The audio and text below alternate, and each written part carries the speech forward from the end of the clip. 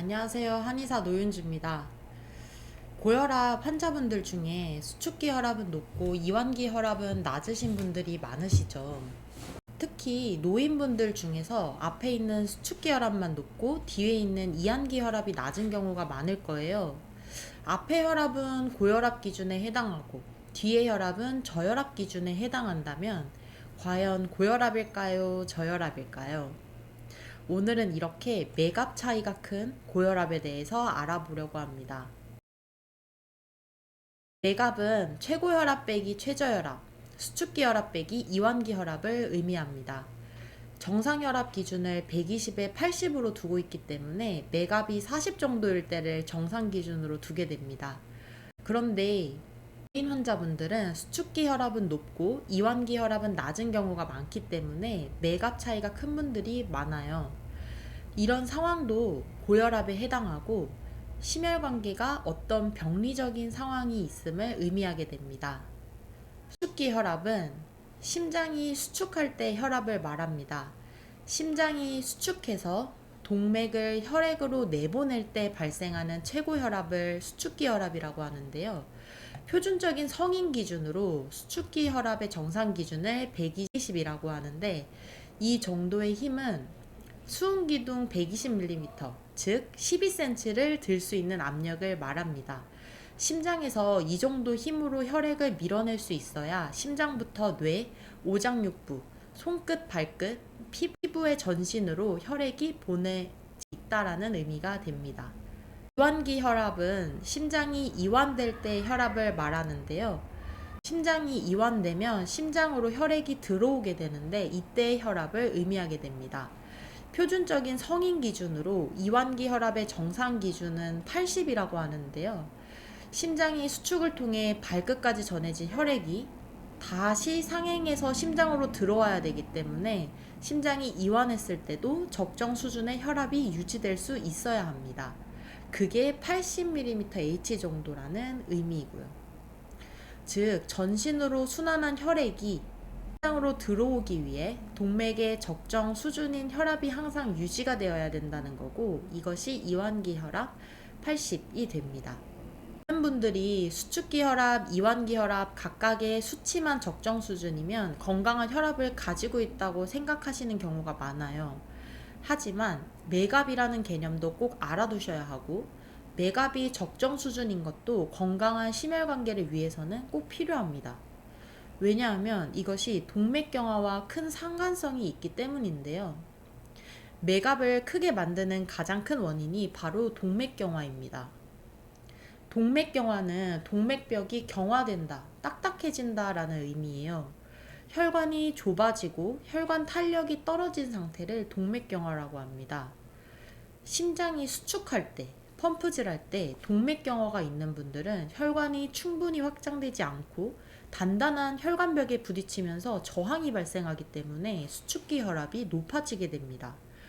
동맥이 탄성을 잃으면서 혈관이 잘 수축하지 않고 혈압을 유지하지 못하기 때문에 심장으로 혈액을 보내주는 기능이 떨어지면서 이완기 혈압이 낮아지게 됩니다.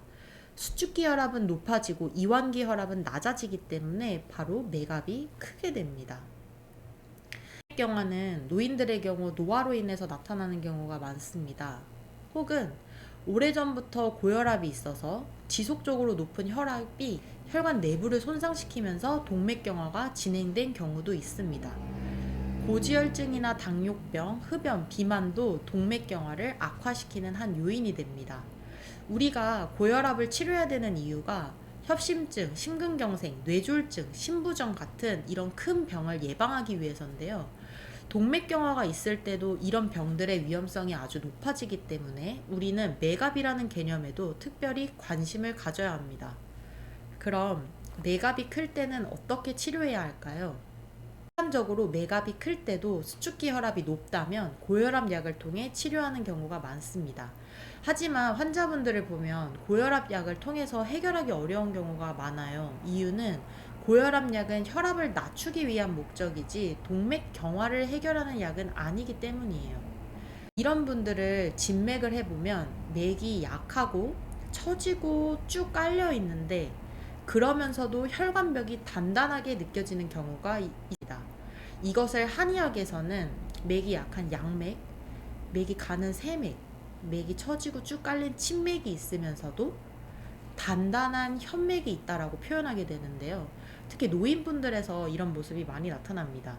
노인분들은 노화로 인해 심장이 약하고 심장 기능이 떨어진 상태가 많기 때문에 혈압약을 통해 심장의 수축이나 박동을 조절하려고 하면 혈압약이 적절하지 못해서 혈압 조절이 잘 안 되거나 혈압약 자체로 인한 문제가 발생하게 됩니다.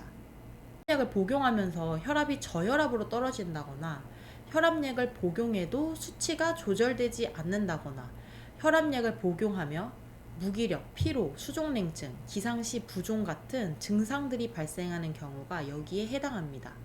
이런 상황에서는 심장은 힘을 보강해야 하고 혈관은 혈관 경화, 즉 저항을 풀어주는 치료를 받으셔야 합니다. 첫 번째는 심혈관계 기능을 보강해서 혈액의 흐름을 원활하게 해야 됩니다. 두 번째는 혈관 내에서의 막힘, 기체라고 하는데요. 이 저항을 소통해서 혈액이 흐르는데 막힘이 없고 또 경화를 부드럽게 해소할 수 있어야 됩니다. 세 번째는 혈액 순환을 주도하는 양기를 보강하여 동맥벽의 탄력도 같이 보강해 줘야 합니다. 대표적으로 혈액순환과 동맥경화에 쓰이는 한약재는 단삼, 계지, 육개, 마황, 자감초, 대추, 용안육, 홍화, 오미자, 구기자 등등 아주 다양하게 있습니다. 이것 외에도 환자분들의 체질이나 몸 상태, 증상에 맞는 다양한 한약재들이 있습니다. 한약은 환자분 상태에 맞춰서 정확하게 복용해야 되기 때문에 정확한 약재의 선별이나 용량은 한의사 선생님들의 상담이 필요합니다. 다음 시간에는 이 약재들이 어떻게 동맥경화를 치료할 수 있는지에 대해서 한번 알아보겠습니다. 오늘은 이렇게 맥압과 동맥경화에 대해서 알아보는 시간이었고요.